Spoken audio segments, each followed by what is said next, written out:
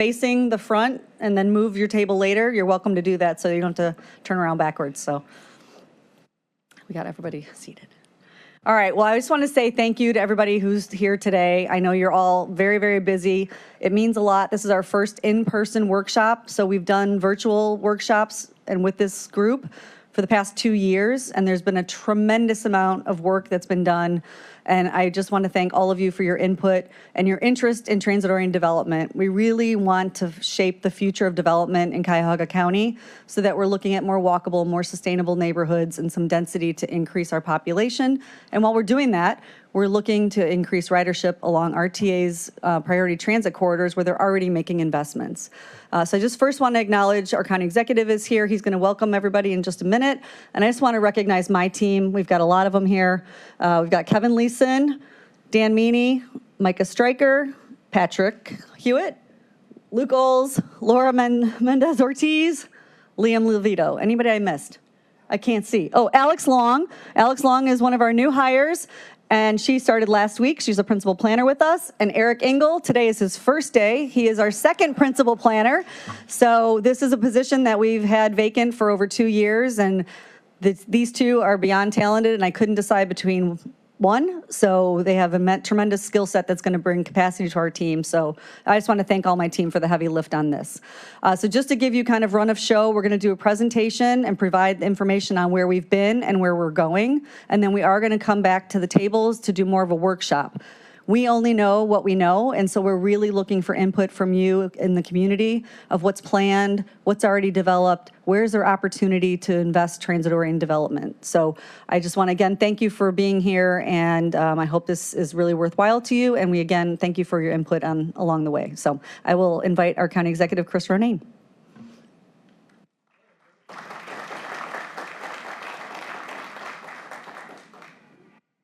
Thank you, Director Serby, and welcome back. I feel like we're at a great mile marker because we kicked this off in this room many months back now. So it is great to be with you. I was here with Councilman Miller till about 9 o'clock last night, so I'm having still late evening PTSD after being here for an attorney. I do want to, of Councilman Miller though, it's Dale, would you just raise your hand real quick? He's our indomitable finance chair for the Cuyahoga County Council. He helps me navigate all the time, but he's also, I think, on all the right issues. We're working on everything from biomimicry together to working with Baldwin Wallace's NeoFix program, which is creating literally, this is the next era for city planners, literally a grid for drones in the sky. So we're on this all the time together. Last night, actually, just an interesting piece of news for you. We were able to pass legislation to go forth with a new contract for a new Board of Elections. It's going to be at the former Plain Dealer building at 1801 Superior, but for all of you, I know you all vote. You'll have great voting conditions and a more modern facility. So that was news last night out of here. I know I'm time pressed, I could go on, but I want to do a few other things. I welcome Debbie Berry, who's our Chief of Integrated Development, works a lot with Marion's CPC team. And where is Jordan? Jordan Harrison, he's my fellow. He's in from Amherst, and he's following where we go and learning more about the world of Cuyahoga County, but welcome. And then to Alex and Eric, Baptism by Fire, good to have you. I can relate. My first job out of Cleveland State's Levin program. How many Levin graduates here, by the way? There we go. It's always a huge sample of you. Hello, fellow Vikings. I came to county planning. And funny story, just for a minute, you don't have to ever endure this that I went through, but there was a demographics and analyst, Jenny Jew, who was my boss, a couple of you remember her. She said, I need you to do some statistical projections about Richmond Heights and its school district and what the population projections will be in the future because the school district's trying to plan. I had to pull back out the statistics book, and it was arduous, and I was working late into the evening at the old county planning offices at 323 Lakeside. In that building, you could get in and out at any hour of the day. I literally pulled an all-nighter, and I walked out because I was trying to figure out this assignment and not trying to disappoint my boss. I walked out in the morning. This was about my first month on the job. I walked out in the morning to the view of my car on Lakeside being towed for the morning commute. The moral of the story is I should have taken transit. Right? So anyways, true story, and live to tell about it. So I want to just say kudos to all of you for the work you're doing in transit-oriented development space. Quick show of hands as far as where you're from. Let me go to Eastern Cuyahoga County communities. Just want to raise hand. That includes City of Cleveland neighborhoods, Terry. All right, very good. Western Cuyahoga County communities, excellent. Southern County communities, all right. We're going to work on the South a little bit. Max, you're half and half. All right. Where's Mayor Burke? You're Southern Cuyahoga County, right? I mean, yeah, East and South. So Northern? No, I'm just kidding. County fun fact from the county execs. So we actually are only county on land for 1/3 of our overall county.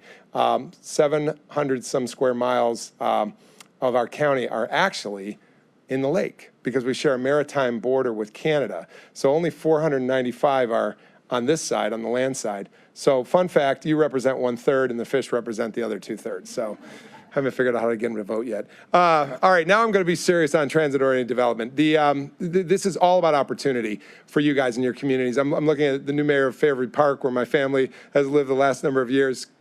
Thanks for being here. The connection between Cleveland, Fairview, North Olmsted, as an example, on the Lorraine Avenue opportunities. And Max, again, you've been pioneering that, but an entire stretch that can be really reclaimed as a transit-oriented community space. One fact about Cuyahoga County is that 31% of our land is actually impervious. And of that, about half is parking.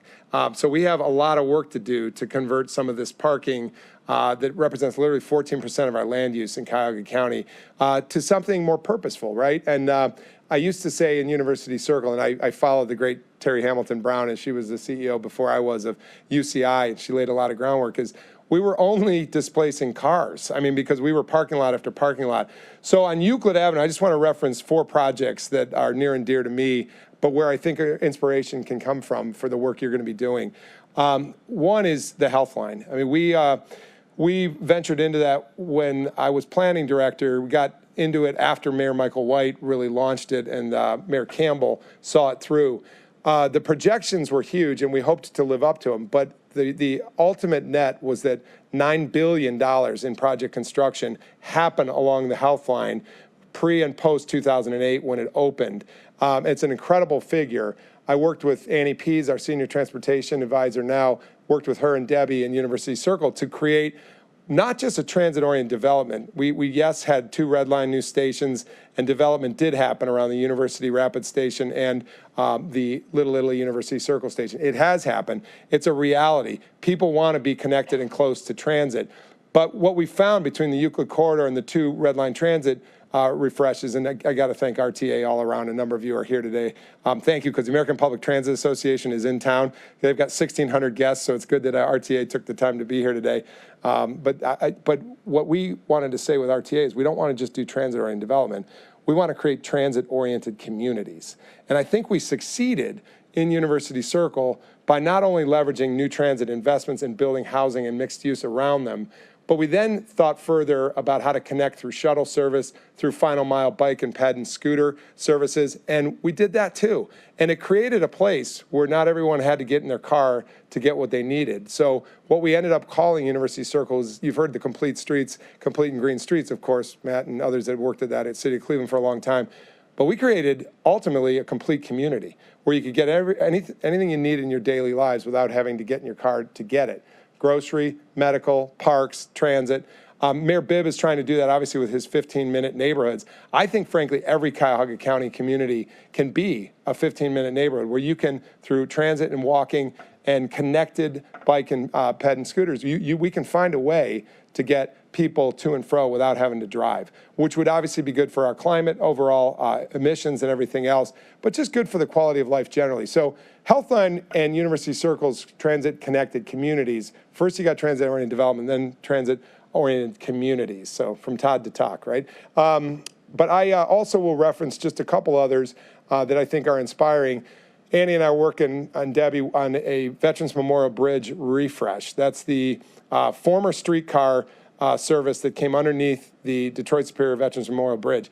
As I said to one of our mayors this morning, Mayor Brennan, It's all of us. That's a regional project of regional significance that will be a one-of-a-kind. I've likened it a little to the High Line that somebody said to me back when my fellow planning commissioner in New York at a conference, he said, we're going to build a park in the sky on an old rail line. I don't know how many of you have been to see the High Line in New York, but they succeeded. And they saw around an interesting place development come to fruition around it. So, these transit-oriented developments also offer interesting places to be around. DC has done a wonderful job of it in our nation's capital. But back to the Veterans Memorial Bridge, we are already seeing in the near west Ohio City, Hingetown area, development that's coming with the anticipation that more will be coming. And that particular project will be a bike and ped throughput in the old streetcar corridor. I was affirmed when I got a call from the local residents in Ohio City, Mary Rose Oakart, who said, son, I like that terminology for a guy in middle age. She said, son, Chris,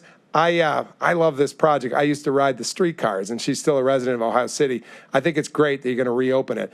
That anticipation of something really interesting and a different way to travel, in that case between Ohio City and downtown, is creating major development yield. There's a project called Bridgeworks that the county underwrote the loan on, and we are seeing right now a development about to happen right next to the new bike and ped throughput. So, transit is also your feet and your bike and everything else. I appreciate all the mayors who are doing bike in your community work. We're going to be out in University Heights on Sunday as an example, because we got to show people what multimodalism is all about. And then finally, I want to look to Mayor Weiss and his predecessors, Joyce Braverman, that's led planning there wherever you went, Joyce, right behind you. You guys changed the game in terms of what's possible. And I know your predecessors, Mayor Weiss, and you seeing it through, and a great development team. I know most of us have been to the Van Aken. If you haven't been to the Van Aken district, get there, because that is a modern version of what transit-oriented development is all about, and just in a great, great way. They're now onto the second phase. They're attracting residential. I talked to Doug Katz the other night. He's placing yet another restaurant in your community. People want to be around interesting places that are accessible, that are not dominated by wide highway-like lanes that are getting people through a community, but not thinking about the community in front of them. We need to return, and this is where I'll close. I was this morning at the new Cleveland Hotel, which is the former Renaissance Hotel that opened in 1918 and reopened last night. Get over there. It's got a beautiful ballroom. This is right next to Tower City in the Terminal Tower, formerly the Stouffer's Hotel. But getting over there and seeing it last night is a reminder of the return to who we were in terms of transit and transit-oriented development. The Van Sweringens, have good and bad in their life and their story, but the Van Sweringens own that hotel next door. They obviously put out lines of transit that could get to a community. They needed to work on the all-inclusive side of that. But we have a legacy of transit, of streetcar corridors that, as an example on Lorraine, fan out all the way to the county line.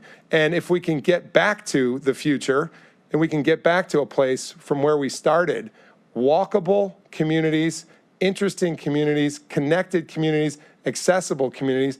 Our senior population, by the year 2030, 30% of Cuyahoga County will be over age 60, and that's not a bad thing. That just means that we got to replan communities to connect people who aren't always in their car. Whether it's young people, like my daughter who took a while to get her driver's license, and I love that about her, and the kids are priding transit, bicycling, and other things, or whether it's our senior population that is transit dependent, or everybody in between. We're doing right by our climate. Nice introduction I can make to Janita McGowan, who just became our climate and sustainability chief. We want to see transit change the game. What I said to the APTA group, the American Public Transit Association, when we opened the conference yesterday is, you guys matter in terms of community, and I'll say the same to you. You matter in terms of climate and carbon reduction. You matter in terms of community. You matter in terms of workforce development, and ultimately you matter in terms of connection. So I believe that the 59 communities of Cuyahoga County can all, in the future, return to the past in a brand new Back to the Future kind of way, and that is communities that are not just transit-oriented development sites, which let's start there with what you're about to do today, but let's make them transit-oriented communities for everybody. Cheers, thank you, I appreciate the work you're doing, and it's good to be home at County Planning.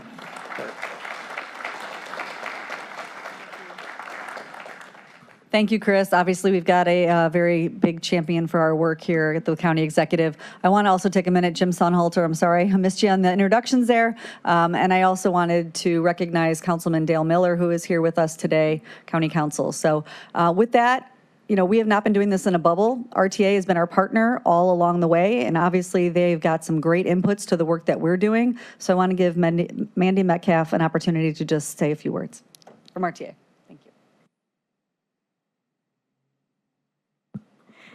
Thank you, and it's been a real pleasure to work with the team that the county's put together, and RTA really appreciates the support that the county has given to transit and TOD.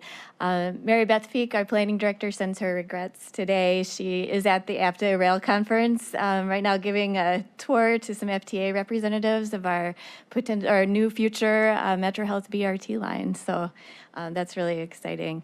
Also with RTA, we have Nicholas Miller here today, and John Burkhart just joined us as our summer intern for RTA. So TOD, transit-oriented communities, really have the potential to build on the strength of our transit network that we do have to create walkable, resilient, sustainable, equitable communities. And transit is key to unlocking so many of the things that we value.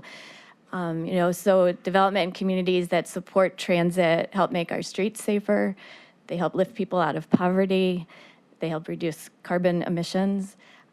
So all these things we can work together to try to make happen. And RTA has been working on our own sites that we own to do some TOD. We have some projects in the works around the West 25th Station, West Boulevard Station, West Park Station. We've also received federal funds to do TOD planning. We've completed the 25 Connects project, and now we have grant funds to look at both the Broadway corridor and the Lorraine corridor together with our partners who are here today. So some very exciting things going on. And ultimately, we do depend on the communities in Cuyahoga County to facilitate and implement that transit-oriented development. So it's exciting to see all the people here and all the interest and support. And we look forward to today and working with you. Thank you. And I'll turn it over to Patrick. Well, thank you to Mandy, thanks you to RTA, thanks to all of our introductions this morning. We are going to jump into the actual meat of the presentation, so thank you, Todd. Wonderful. So I know we've done quite a few introductions, but just a little bit more. Obviously, our county planning team is listed up here and our friends from GCRTA, but we've been working with a project team that includes folks from the city of Cleveland. Matt Moss is here, from the city of Shaker Heights, Joyce Braverman and Dan Feinstein. City of Fairview Park, Megan Otter, City of Cleveland Heights, both Eric Zampt, who was not able to be here today, and then Karen Knittel, and then Cuyahoga County Annie Pease. All of these folks have reviewed these documents, and I cannot thank them enough for answering my emails, for reading many documents, for giving really insightful feedback, because that's made what we're presenting here today even better. So thank you so much for that. Today, we're going to talk about what is TOD. We're going to talk about this zoning study, development trends. Laura's going to speak to that. And then really we want to talk about empowering communities and the resources that we're going to give to you today that can help you implement TOD in your community. Next steps, moving forward, we're going to have a little bit of a workshop. We've got some stuff at the table here, but we're going to leave some time for questions as well. If you do see on your table there is a sign-in sheet, please do fill that out when you get a chance, just so we do know who's here. Make sure that we've got your email address so that we can keep bugging you about TOD coming up. So what is TOD? If you've been to these meetings before, you know we've got a definition from the FTA. Transit-oriented development includes a mix of commercial, residential, and office and entertainment centered around or located near a transit station. Dense, walkable, mixed-use development near transit attracts people and adds to vibrant, connected communities. What's that look like? Here's an example at West 25th and Lorraine. This is the intro building that was recently completed. It's got proximity to transit, both bus and rail. It has a mix of uses, residential above retail. It's got a high density, a lot of folks both living and working there. It's close to the street, so you can walk right in, and there's limited parking, and importantly, the parking's in the right spot. It's underneath that building. So you can get to and from that building. You can live there, you can shop there by taking transit easily. Here's another couple examples, and both from Cuyahoga County, and good examples against one another. On the left, you see a more traditional suburban type of development. On the right, a more walkable, transit-oriented development. And there's some key features here, right? Front parking on the one on the left versus parking in the rear. It's a deep setback. To get to those retail storefronts, you're gonna have to walk through a parking lot versus when the retail's right up to the street. It's one story, so you're not gonna be able to live and shop there versus on the right, a place where you can both live and shop. And then it's mixed use versus single use, just retail versus those variety of uses. Most of what I've been showing is pretty big, and there's some examples of really big transit-oriented developments in Cuyahoga County, like Centric in the city of Cleveland, but some smaller examples too, like Harbor 44, just 2 stories on Lorraine in the city of Cleveland. And we've got some suburban examples. Van Aken District is the one that everybody knows, but we've also got Top of the Hill in Cleveland Heights that was recently completed. But what we see and what we've found through our analysis over the past couple of years is that we see uncoordinated development. This is actually a dividing line between 2 communities. On the left, more suburban example. On the right, a more historic TOD example. We've found that zoning often requires what's on the left and doesn't allow what's on the right. And that's what we want to address with this development, or this project. Because it does have benefits, which I'm not going to go through all of these because I think everybody else gave a really good summary, but TOD can improve public health by getting people walking and biking more. It can promote sustainability because you're taking a more sustainable form of transportation to get around, and it can stimulate the local economy because you have denser development, more people contributing to the economy locally. Okay, so we've been doing a zoning study over the past couple years, our whole team, that has helped encapsulate some of this. Our goal was to improve zoning regulations to help build more TOD along those key corridors in Cuyahoga County. And we had 4 phases. State of TOD, kind of where are we now? How much TOD is out there? How much is getting built? An analysis of TOD zoning. Is zoning standing in the way of being able to build more TOD? Best practices in model code. So we want to say, how can we get better? What are the things that we should be doing? And how can we fix our codes to better address this? And then financing strategies. Right now we're in those last 2. We are presenting today on the best practices in model TOD, and we're heading towards the TOD financing in the next round. We've got 4 main publications which go along with those: the state of TOD, the analysis of our zoning codes, the best practices, and that model code. If you haven't gotten a folder on your way out, go ahead and grab one. It includes a number of documents that you can take and use. So what have we found? Well, first, we worked with RTA and our partners and project team to come up with corridors and walksheds. There's 22 frequent transit corridors that we're looking at that touch significant portions of 26 communities in Cuyahoga County. When we looked at both the land use and the land cover around that, we found a quarter mile around those areas, we found some important things. First, 42% of land in that area is being used for single-family residential right now, which is not exactly the densest or most transit-friendly use. And in terms of land cover, a quarter of land near these most frequent transit corridors is parking or other paved areas. There's actually more land being used for parking and pavement than there is for buildings on the corridors where we run our most frequent transit. So we wanted to see whether or not zoning was causing this. I'm going to clue you in, it is. There's 5 things that our good friend Micah Stryker looked at. He looked at, can a building be built that is mixed use? Can it be close to the street? The setbacks are close. Can it be at least 3 stories tall? Can it cover most of the lot? And is parking limited, and is it placed in the right portion of the lot? In looking at the 26 zoning codes, and I want to say something like 455 zoning districts, he really is a rock star, we found this map. The dark green area is the only areas that check all 5 of those boxes, that got a score of 4.5 or more. These are the only places where zoning allows you to build TOD by right. That corresponds to just 5.5% of land along our TOD corridors. So just 5.5% of land along our TOD corridors is zoned in a manner that can support transit-oriented development. 55.5% of that land is actually zoned for single or 2-family development. So we recognize that there's an issue. So how do we address that? 455 zoning districts, single family and 2-family is the most common. even those communities that have mixed-use zoning, sometimes that's just a mix of uses, it's not transit-oriented. So we want to fix that fact that only 5.5% of land is zoned as most supportive. Is there development happening along TOD corridors that we can affect with some changes? Laura's going to give a presentation or a couple slides about our development trends document. Laura? All right. So we put together a report called the Development Trends on TOD Corridors. And we first published that in 2022, and we recently released our 2024 edition. It tracks major projects that have added over $1 million in building value over a 1-year period. And for this latest report, we looked at data between 2014 to 2021. So what have we seen so for the past decade, we've seen almost $5.6 billion being invested within Cuyahoga County. That's added building value, and 55% of that has occurred within the TOD walksheds. That totals about $3 billion. This map shows where we're seeing those investments. So in the teal, let me see if I can use this. In the teal, that's going to be everything that is within the walksheds, excluding downtown. The green is specifically downtown Cleveland, and then the pink shows everywhere else in the county.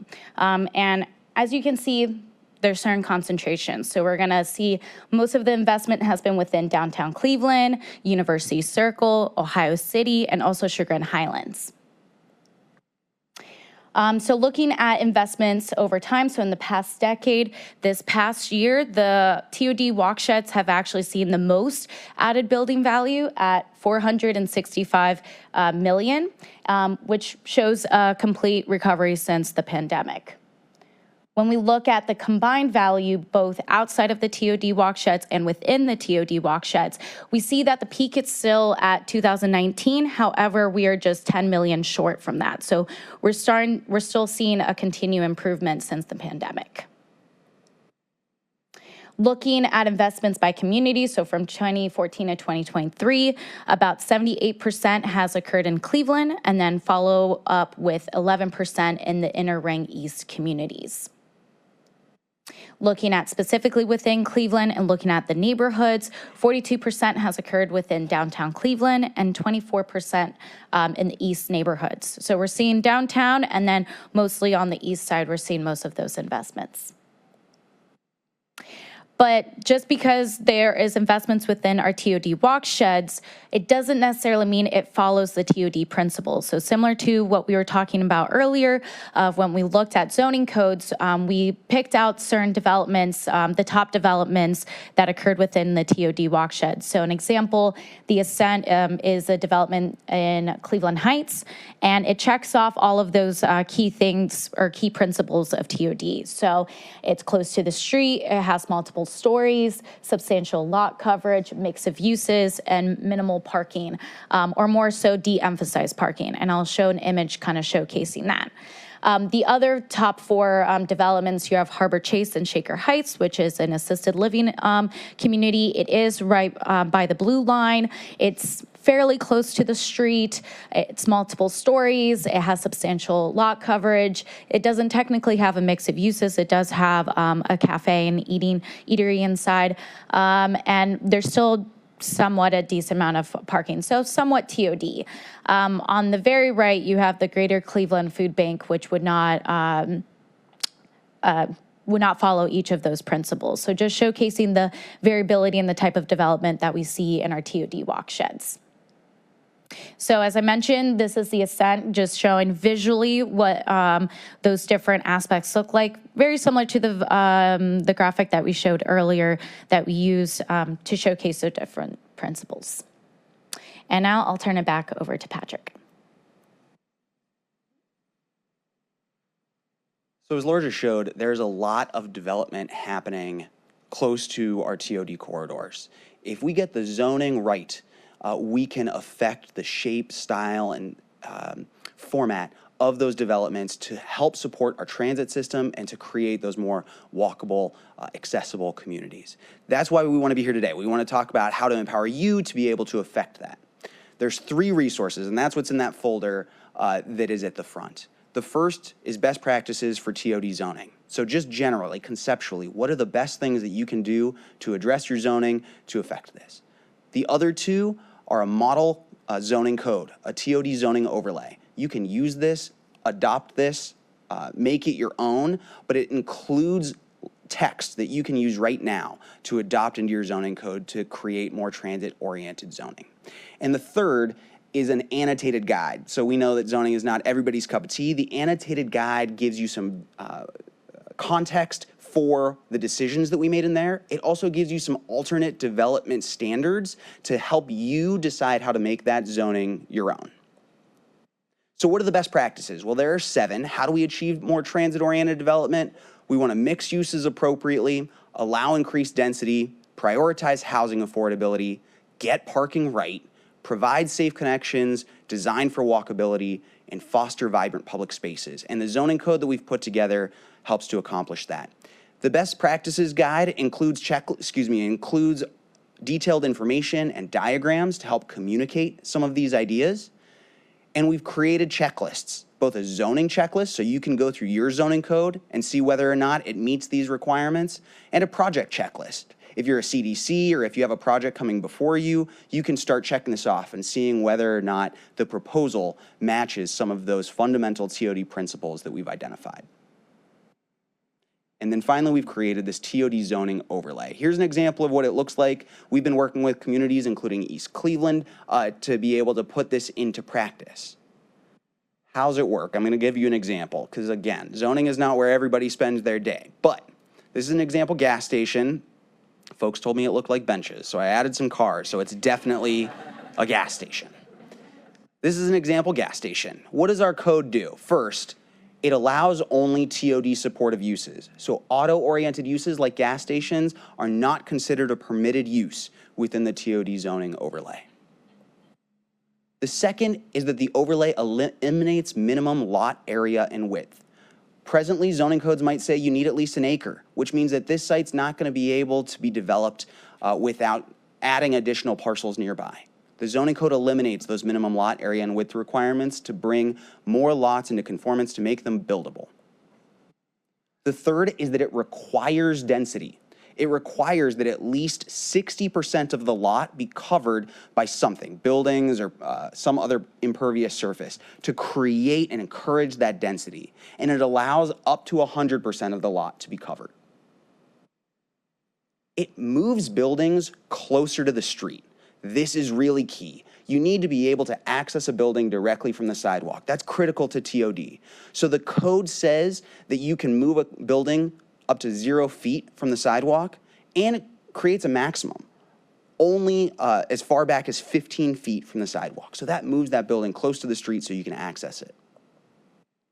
It requires that buildings have a significant presence on the street by saying that within that range of 0 to 15 feet, 60% of the lot width needs to have building. That means that it's going to be substantial. When you're walking by, it's not a thin building. It's going to cover most of the width of the lot. It also requires height. It requires a building to be at least 22 feet. It doesn't say stories, it says feet, so it could be a tall one-story building or a faux second story, but it requires some height so that it creates a level of substance to that building that creates a sense of enclosure on the street. And it allows a height to go up to 75 feet. It also improves parking requirements. The code does take a pretty big step by eliminating parking minimums. So that now can be set by developers who understand the development that they are building, and it establishes parking maximums. So it establishes a maximum size for a parking lot so that parking doesn't cover the entirety of a lot. It also locates that parking correctly. It requires that parking be located to the rear or to the side, and requires, when possible, that parking be accessed from a side street. It also requires parking lot screening, some sort of planting that can help buffer between a sidewalk and a parking lot to create a more enjoyable experience for people that are walking. And finally, it requires TOD-friendly design. It requires at least 50% of the ground floor to be transparent with windows or doors so that you can see into the building, and importantly, see into a specific depth. so that people aren't necessarily covering the windows with something else. So it creates that transparency so that you have something interesting to look at and to look into in that building. Together, all of those little steps in the code move you from the gas station that you see on the right to a more transit-friendly development that you see on the, on the left, more transit-friendly on the right. The original gas station, 3,200 square feet, commercial use only, 77% impervious coverage.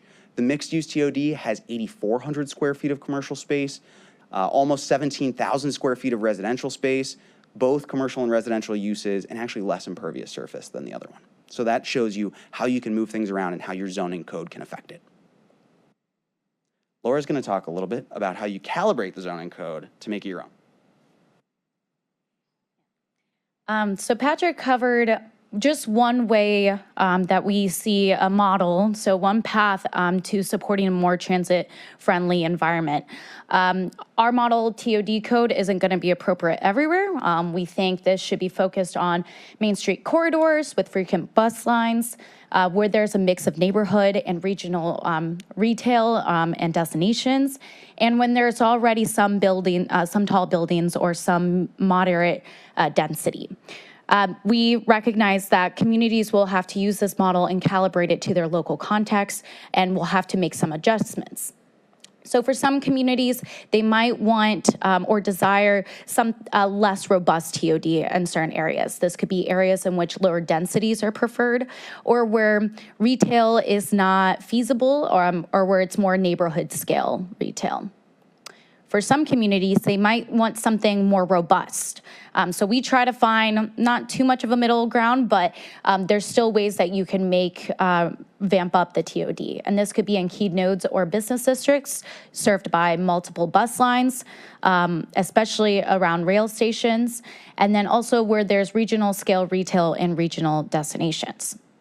So what does this look like? In your folders, and then also in the annotated overlay code, we provided this table, and it kind of summarizes in the middle the regulations that we've proposed for the model TOD code, but we also show what regulations could look like for a less robust, and then also for more robust. And so I'm gonna talk just over one example with parking. So as Patrick mentioned, the model TOD code, we did not establish a minimum. And that's something pretty bold, but we're seeing it become more of a trend. We also establish a maximum of 125%, and then locations saying parking is only allowed on the side, rear, or underground. For a less robust TOD, maybe eliminating a parking minimum is not feasible. A community could still reduce that parking minimum and also advocate for shared parking.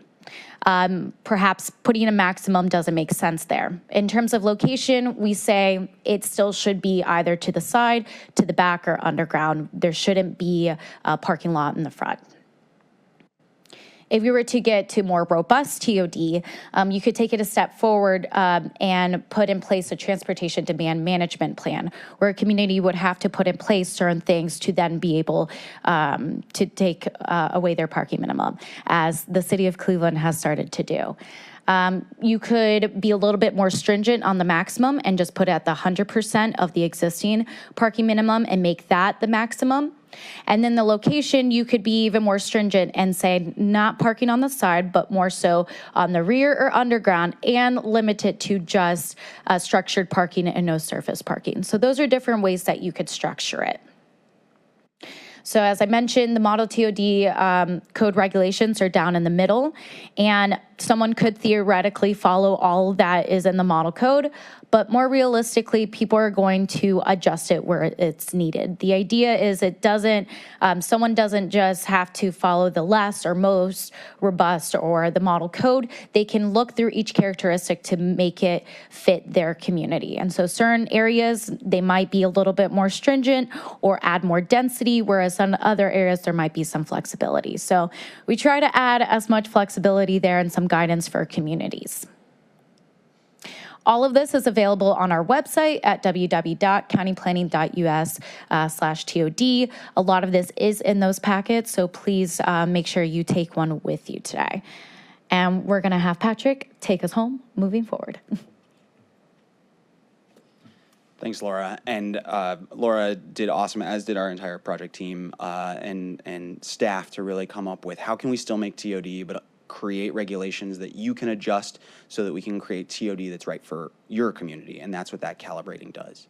So how do we move forward from here? Well, as I said at the beginning, we had state of TOD, analysis of TOD zoning. We are now in the model TOD zoning phase. From here, we're going to talk about financing. We know that it's not always going to be easy to finance TOD. What are the strategies, but also what are the impacts on your community when you create new developments or when you attract new developments that are TOD friendly? So that's our next phase, and that's what we'll be doing in the coming months. We do have an offer, though, and that is our assistance. We think that this is important. We've described today the benefits and the outcome. We want to make sure that you have the tools to be able to do this in your community. So the first is, if it's helpful for us to give an overview to a planning commission or a board of zoning appeals that can talk through some of this, share some of this information, we're happy and able to. Second is a letter of support, either for zoning updates or for projects. If you've got a project you would like us to look over and you think it meets all this, we can provide a letter of support if that'd be helpful. And the third, and probably the most important, is the code is out there. It's in a PDF format. We can give you a Word format if that's easier, but we are here to assist you in making those updates to your code. So if we can help you change regulations to adopt some of this, we're happy to have a conversation about how we can do that. We do also, now to the workshop section of this, have an online viewer that we're building.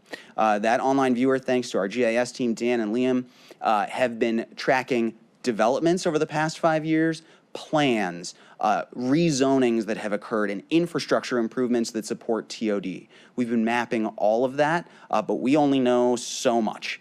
So we're trying to build that out. That is some of the papers that you see on the table. What we're going to be asking you to do is use the markers. They're color-coded, so red for projects, green for sites, and blue for zoning.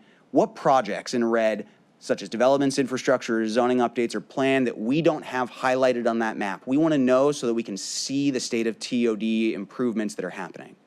The second is sites. Do you have a place in your community that is close to a transit corridor that you think would be a great TOD site? We want to understand it so that we can help in any way that we can to propel that forward and highlight that.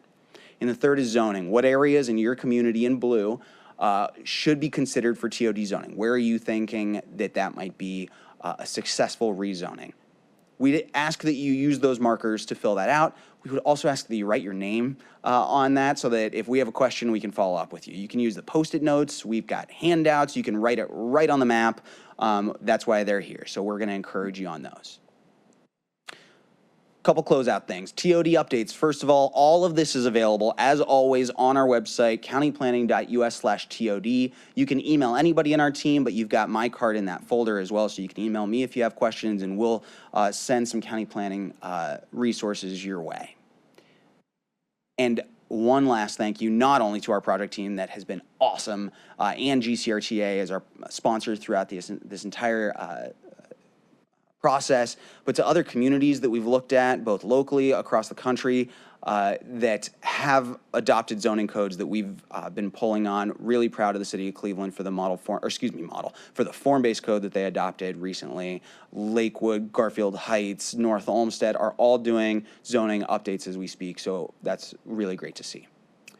So with that, we will pause, and we do want to offer anybody, if you do have questions that you want to ask for the group, happy to see if we can't formulate some answers. And we do have a microphone that Kevin is going to provide so that we can, or Luke, right there. Hey, what's up? How's it going? Name, please, if you could. Daniel Wagner at Fairfax Renaissance Development Corporation. I have a question about parking. There is no minimum, so a place could technically say they don't want parking, period, correct? That's correct. How do they stay ADA compliant with handicap access? Is it only required for the street parking, or how would they stay ADA compliant? You know, that's a great question. I'm actually not, that we'll have to go look into. I'm not an expert on ADA, so we'd have to look into that. I will tell you, in communities that have completely eliminated parking, almost no development has not had parking. It is simply that the regulations aren't setting the requirement for what that parking will be. Generally, banks are going to be requiring parking if they're going to be providing a loan. So most developments have in places like Buffalo, where they've eliminated parking requirements, still have parking associated with developments regardless. But I'll look into the ADA question. That's a great question. Other questions? No? None? Oh, there we go. Hi, Patrick. Jennifer. I'm just thinking of some of the places that I see often. I see a lot of our older shopping centers bringing stuff up front, like the Golden Gates and East Gates and Mayfield Heights have both put in some new things. Have you taken a look at that at all as a part of this work? So we could build into kind of existing shopping centers? It's a great question. One of the places that we really like, that we were just talking about the other day, Westerville, Ohio, at the corner of State and I don't remember that one. That's Schrock, I think it is. They have a couple brand new, kind of very typical suburban development uses, but they're up to the corner. They have front doors. They have a Taco Bell that is up to the street and has a drive-through that's in the rear. And it creates that street wall that makes it a little bit easier, a little bit more comfortable to walk down the street. Is more transit friendly. I'm not going to say that that's the most transit friendly use in the entire world, but is more transit friendly, is more walkable, more accessible, and is still kind of that infill out parcel development. So yeah, there's some really good examples like that. County Executive. Patrick, we were talking about just sort of corner killers and not to pick on it, but the typical example is the gas station, right? And just interrupt commercial fabric as you cut into a driveway apron on the main corridor and on the side corridor. Is there any like strategic focus on TODs that specifically focuses on corners and how to sort of regulate the zoning on commercial corners itself? So great question. So the question is about corners because they are really important in creating that sense of enclosure and creating a place and really a gateway. So we do in the code have some model design guidelines as well. And we talk about the importance of corners. We talk about the potential for buildings to have entrances on both corners. So whilst the code doesn't necessarily, to my recollection, say it needs to be placed on the corner. We do have some design guidelines in there to try and encourage communities to move something there. I like that sideway, side street entrance as an example, so you're not killing the main street walkability. It just seems like every corner is dominated by gas station. And one of the regulations that we were really focused on was if you can access parking from a side street or from an alley, it's required. And that makes it more likely that that main street, especially on corners, is going to be really solid, a solid street wall, really interesting, really pleasant to walk along. Debbie, I think I saw your hand first.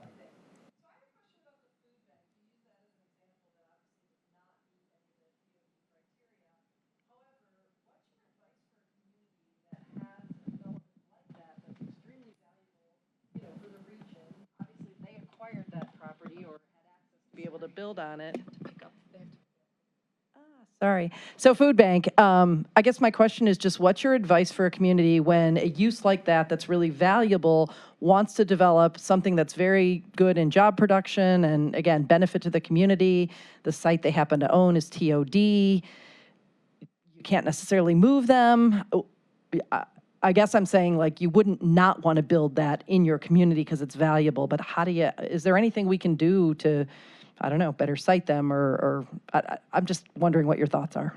Sure, it's a great question because when we put the food bank up, Laura and I talked about this a little bit, really struggling to think, do we want to showcase that? Because it is a good use. It's obviously incredibly important to the community and to the region.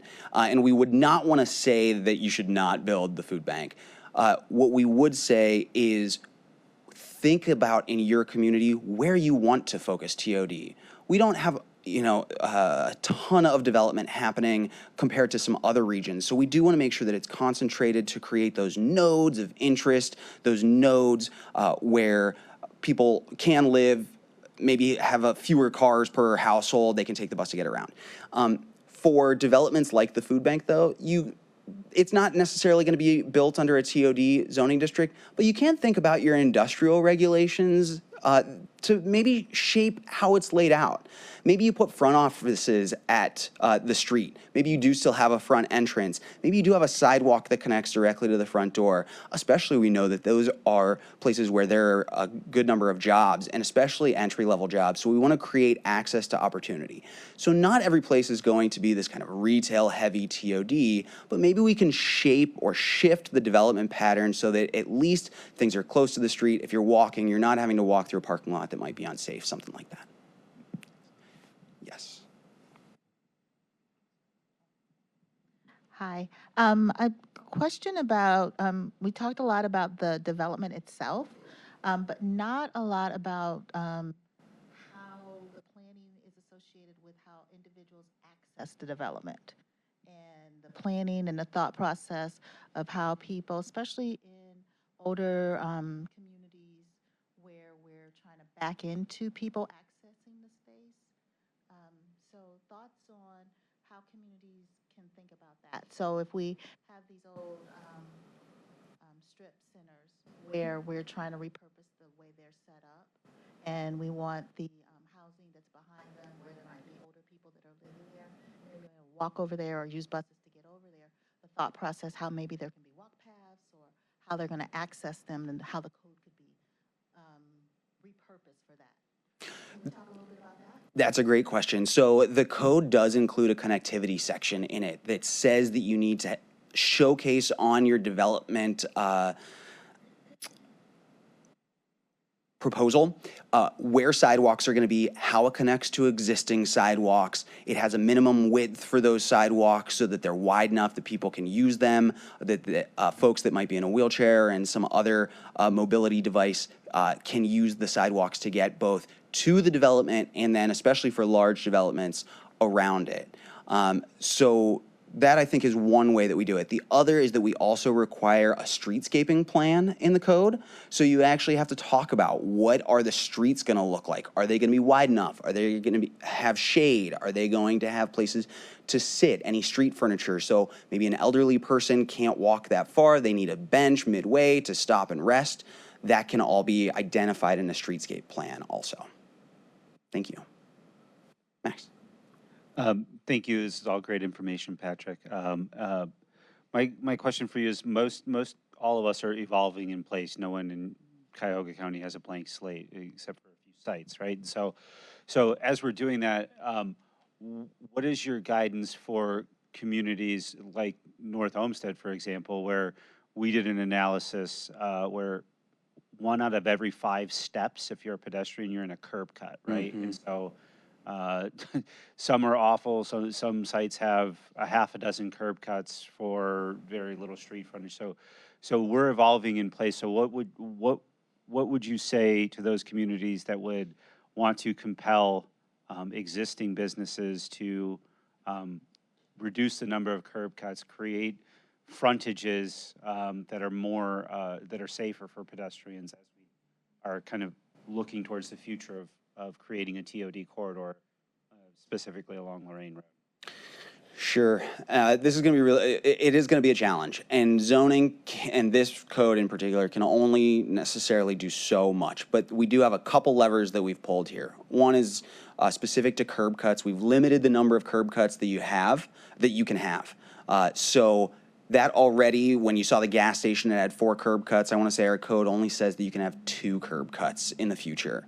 The way we have made the code work is it is triggered by certain activities. One, if you're building anything new, you would have to follow the new code.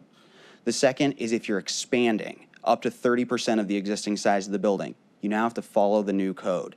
That means that we're making some of the existing buildings non-conforming in certain ways so that when you get a proposal, maybe for a change of use, maybe for an expansion, you're going to have to now meet the requirements of the new code. That's going to be a little challenging, right? There's going to be a little level of discomfort there, but that's the way that we progress from maybe a really suburban model to something that is a little bit more walkable.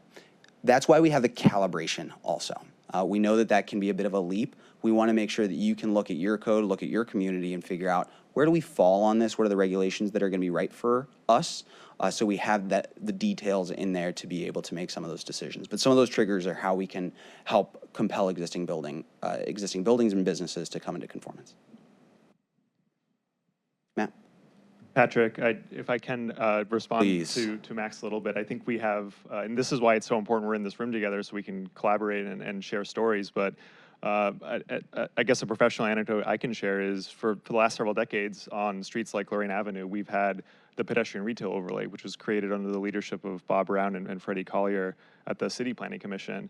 And among other things, that overlay zoning doesn't allow curb cuts and it doesn't allow parking within the first 40 feet of Lorraine Avenue. And that has resulted, as that corridor has redeveloped in Ohio City, that when new businesses occupy existing buildings, they have to change their use, which means they have to comply with the overlay.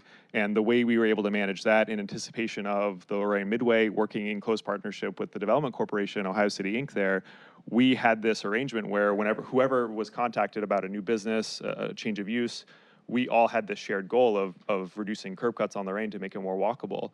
And so the way we manage that is through carrot and through stick, through the zoning code being the requirement, but also supporting businesses and understanding, look, you have to rearrange your parking, you can't use the curb cuts that might be present that you see on the site, but we're gonna make it as easy as possible for you to get your building permit, to navigate the process of getting the permit through our engineering department.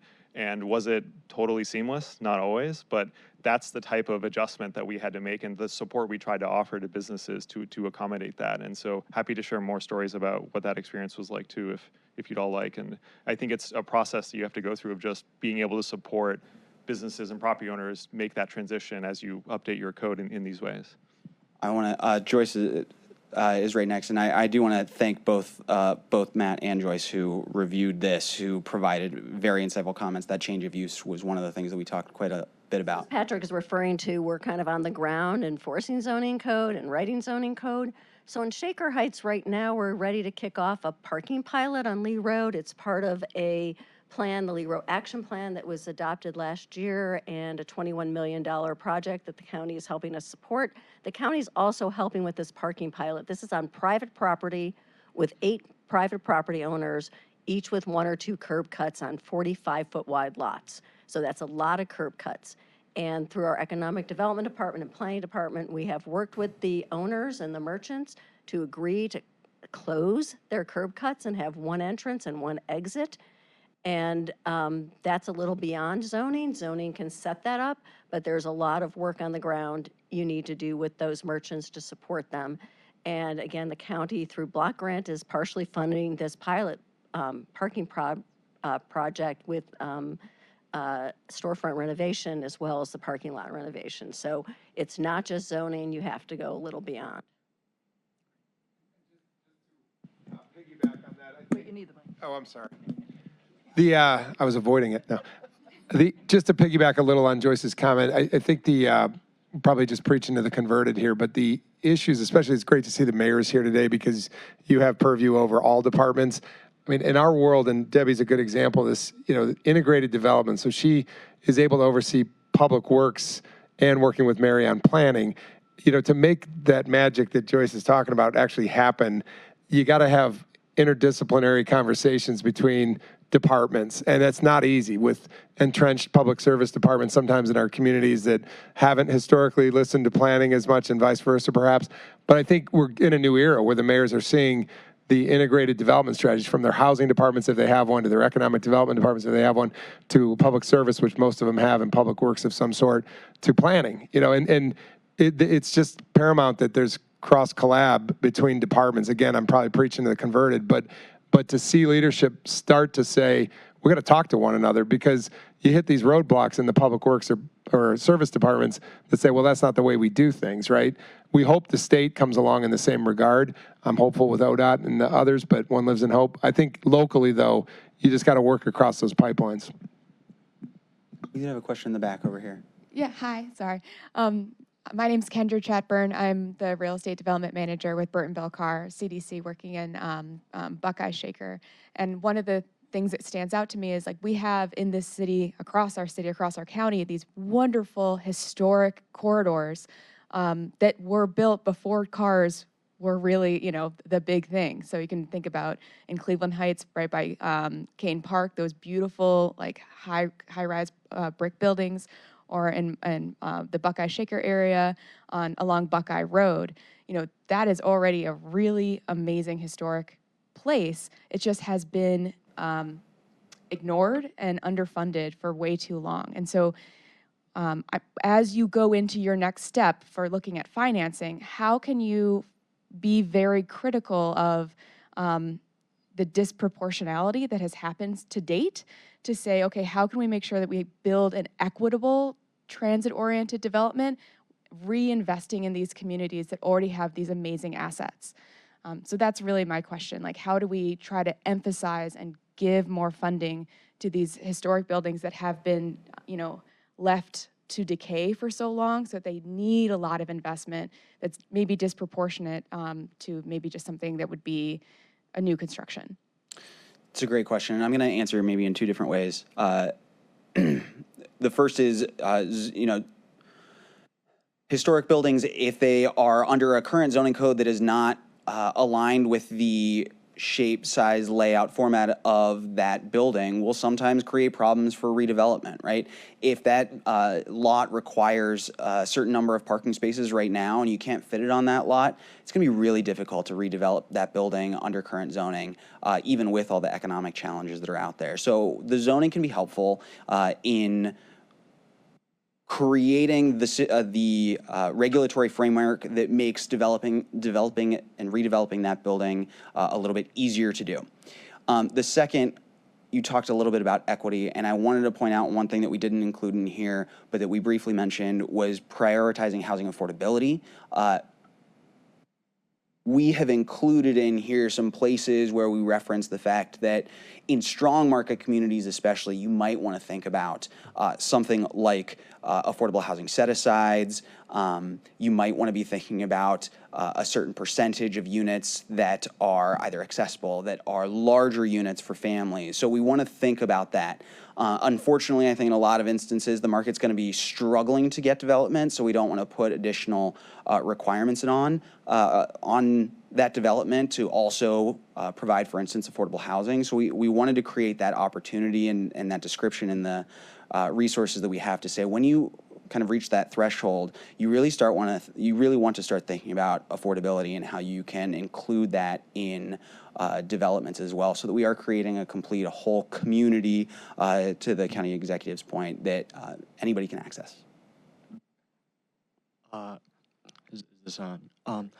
I've got a question. She just mentioned like the Taylor area near Kane Park, and earlier people brought up Van Aken, but like the Van Aken district, it's obviously got the blue line, but the blue line only stops there every half hour, and I believe there's not even a bus running down Taylor anymore. So what things can we do to increase the frequency, but also just the coverage within these corridors?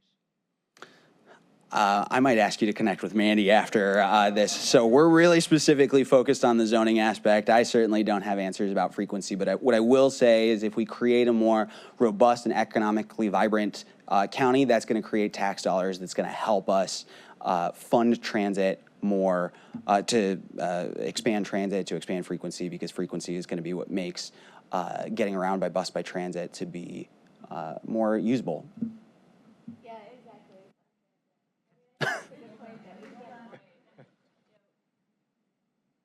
Fun transit. We need frequency to reach that threshold where it's just really easy to not use the car, and where you can use transit as your main way of getting around. And typically for TOD, that's seen as around 15-minute frequency, and we don't have that everywhere. But the county has done a good job of identifying the corridors where there is potential for that more frequency. If we have the resources. Where there's potential for creating that ridership that's needed to support that kind of service. So it depends you on that. Thanks, Mandy. Okay, we'll take maybe one or two more questions. I see one back there. Yeah, I just had a question regarding the bicycle parking. And Yep. so it seems like one of the main goals of TOD is creating more sustainable forms of transit, which would include bicycle. And so what is the purpose or benefit of including that maximum number of bicycle parking spaces? Yeah, we did struggle with that a little bit. So there is a requirement for bicycle parking in the model code, and that is to ensure that we've got bicycle parking that is at these locations so you can use any form of transportation to get to or from. We did put a maximum number of required bicycle parking spaces because we didn't want to require a huge number for some larger developments. So we put a maximum number on there to say, hey, once I think it's 40 bicycle parking spaces. Beyond that, the code doesn't require additional parking spaces, but that individual developers obviously could put additional parking beyond that. Maybe one other question? We were good? Okay, well then, Todd, I'm going to ask if you could put the screen back up because it does have our list of questions, the PowerPoint. Ooh. So we are going to go into a workshop now, but I'm going to turn it over to Mary to close this out. Just thank you, Patrick, for the leading this effort and the whole team that's been on this work. I mean, as you can see, it's been a very heavy lift. This is a very intense process looking at zoning, and Micah, you know, I know sometimes he goes cross-eyed looking at all these zoning codes, but it's really important. And I think, you know, we at County Planning, we really wanted to do the work so that it can be adopted locally rather than each of you individually looking to write and rewrite your zoning codes to support this kind of development. So I really do want to thank the partners who have been with us through the process. And I didn't introduce myself in the beginning. So if anybody doesn't know me, I am Mary Serby, and I'm the director of the Planning Commission. So I just want to thank everybody for coming. We really do want your input. We are not going to come back and report back. So if you do need to leave, please leave as you need to. But we really would like you to spend some time on the maps on the table. If you're alone and maybe you see somebody else you want to work with, walk around, move around, that's fine. But we really do want to get your input on these maps so that we can look at where opportunities remain. And we did have Madeline Gardner, who is our intern, join us. And I know we've got some public policy fellows here. And I just want to thank all the directors and the chiefs who are here. Regional collaboration, sustainability, integrated development, transportation. I mean, this is a huge opportunity for our county, and I know that it's important to a lot of the various departments in the county, and I just appreciate your support and for you guys being here. So with that, we'll let you work. We'll be around, walking around if you've got questions, and help you move through this exercise. But thank you again. Chris Alvarado, yes.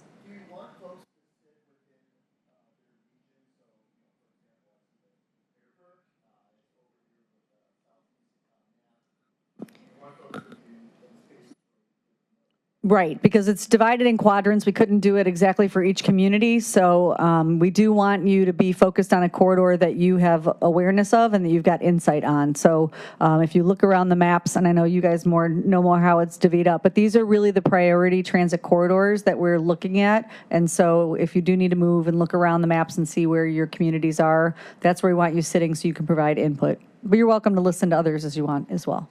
Thanks, Chris.